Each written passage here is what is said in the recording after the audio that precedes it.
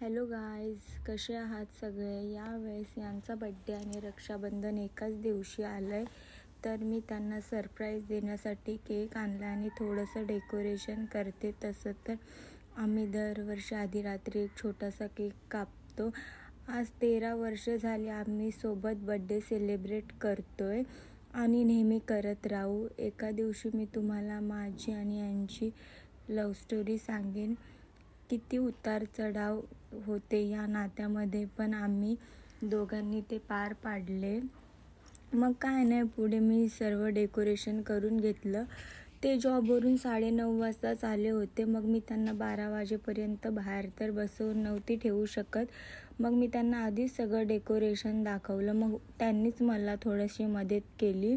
मग त्यानंतर आम्ही केक वगैरे कापायला घेतला. सगळी फॅमिली आली. मग आम्ही केक कापला, सगळं बड्डे सेलिब्रेट केला.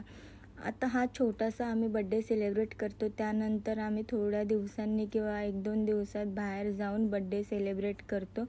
तेव्हाच मी त्यांना गिफ्ट देते. तेव्हा मी थोडा मोठा बड्डे सेलिब्रेट करतो.